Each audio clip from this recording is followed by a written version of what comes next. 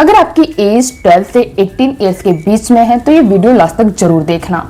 मुझे पता है 2026 में टीन होना कितना टफ है।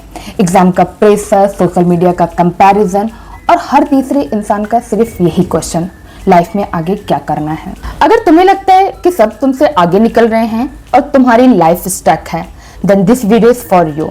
रूल फर्स्ट, तुम्हारी लाइफ लेट नहीं है। इमेजिन करो दो टीनेजर्स हैं, एक की 16 ईयर्स है और उसे ऑलरेडी सब कुछ पता है कि फ्यूचर में क्या करना है। वहीं दूसरा भी सेम एज का है जिसे बिल्कुल आइडिया नहीं है। अब पहला कॉन्फिडेंट लगता है और दूसरा सोचता है कि शायद मैं यहीं का यहीं रह जाऊंगा और सब मुझसे आगे निकल जाएंगे। बट एक बात जो कोई नहीं बताता कि 16 की एज में तुम्हें अपनी पूरी लाइफ फिगर आउट करना जरूरी नहीं है। टीनेज तुम्हारी लाइफ का फाइनल वर्जन नहीं है, ये तुम्हारा टेस्टिंग फेस है। तुम्हें डिफरेंट चीजें ट्राई करनी है, इंटरेस्ट चेंज होंगे, हो सकता है कि मिस्टेक्स भी होंगी, कभी कभी कंफ्यूजन भी होगा और ये सब नॉर्मल है। इसलिए खुद से ये मत पूछो मैं अभी तक अपना फ्यूचर डिसाइड क्यों नहीं कर पाया। इंस्टेड आस्क योरसेल्फ मैं अभी क्या डिस्कवर कर सकता हूँ। तुम्हारा गोल अभी पूरी लाइफ फिगर आउट करना नहीं है, तुम्हारा गोल है ऐसा पर्सन बनना जो फ्यूचर में किसी भी सिचुएशन को फिगर आउट कर सके। रूल सेकंड, खुद के साथ कंफर्टेबल होना सीखो।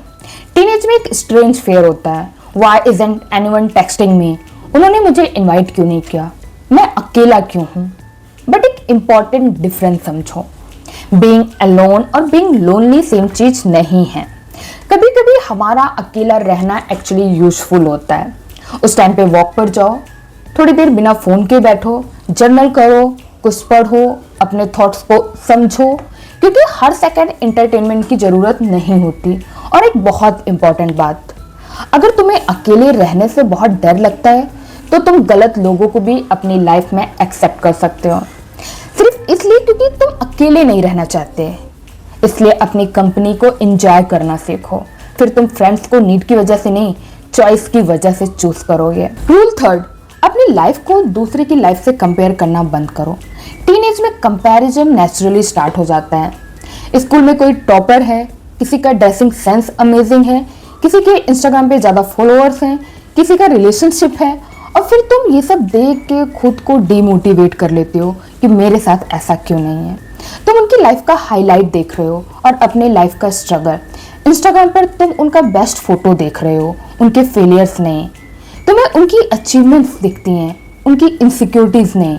और सबसे इम्पॉर्टेंट है, हर टीनेजर का टाइमलाइन डिफरेंट होता है। हो सकता है आज तुम अपना टैलेंट नहीं समझ पा रहे, हो सकता है तुम्हें ट्रेंड्स या सोशल मीडिया में इंटरेस्ट ही ना हो। That doesn't mean you are behind. मैं भी स्कूल टाइम में हर ट्रेंड फॉलो नहीं करती थी। कभी कभी मुझे भी लगता था कि शायद मैं दूसरों से अलग हूँ, बट लेटर आई रियलाइज अलग होना प्रॉब्लम नहीं है, अपनी आइडेंटिटी को दूसरों के अकॉर्डिंग चेंज करना प्रॉब्लम है। जो आज कूल लग रहा है जरूरी नहीं कि कल भी वो इतना ही इम्पोर्टेंट हो। रूल 4, रिजेक्शन को हैंडल करना सीखो। लाइफ में रिजेक्शन आएगा, कोई तुम्हें रिजेक्ट करेगा, कोई फ्रेंड तुमसे बात करना बंद करेगा, हो सकता है एग्जाम में तुम्हारे मार्क्स कम आए, कोई तुम्हारे ड्रीम का मजाक उड़ा सकता है, किसी अपॉर्चुनिटी में हो सकता है तुम्हारा सिलेक्शन ना हो और तुम्हारा फर्स्ट थॉट होगा कि शायद मैं गुड इनफ नहीं हूँ। बट स्टॉप, एक रिजेक्शन तुम्हारी वैल्यू कभी डिसाइड नहीं कर सकता। कभी कभी रिजेक्शन का मतलब सिंपली होता है not now, not this person, not this opportunity, not this path. एक फेलियर को अपनी आइडेंटिटी कभी मत बनाओ और खुद से पूछो इस एक्सपीरियंस से मैं क्या सीखा। प्रिपरेशन कम थी, प्रैक्टिस चाहिए, अप्रोच चेंज करनी है, या शायद तुम्हें रियलाइज हुआ कि तुम्हें ये चाहिए ही नहीं था। गुड, अब तुम्हारे पास इंफॉर्मेशन है, तुम फेल नहीं हुए एज अ पर्सन, बस एक रिजल्ट तुम्हारे फेवर में नहीं आया था। लास्ट रूल, पेरेंट्स से लड़ने से पहले उनकी साइड भी समझो। टीनेज में पेरेंट्स की हर बात इरिटेटिंग लग सकती है। फोन छोड़ो, पढ़ाई करो, लेट मत होना, हर वक्त फोन में ही क्या लगे रहते हो, एंड ये सब बातें सुन के लगता है कि हमेशा मुझे ही क्यों टोका जाता है। बट एक बात समझो, जब तुम्हें दुनिया नहीं समझ में आती थी तब भी जो लोग तुम्हारे फ्यूचर को लेकर सबसे ज्यादा परेशान रहते थे वो अक्सर तुम्हारे पेरेंट्स ही होते हैं। हाँ, वो गलत हो सकते हैं, कभी कभी उनका वे ऑफ टॉकिंग भी गलत हो सकता है, बट इसका मतलब ये कभी नहीं होता कि उनकी इंटेंशन भी गलत है।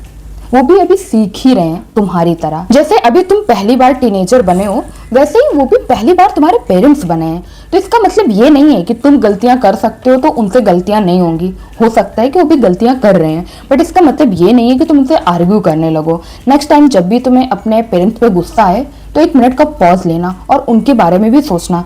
Thank you so much for watching this video. मिलते हैं नेक्स्ट वीडियो में, तब तक के लिए bye bye and take care.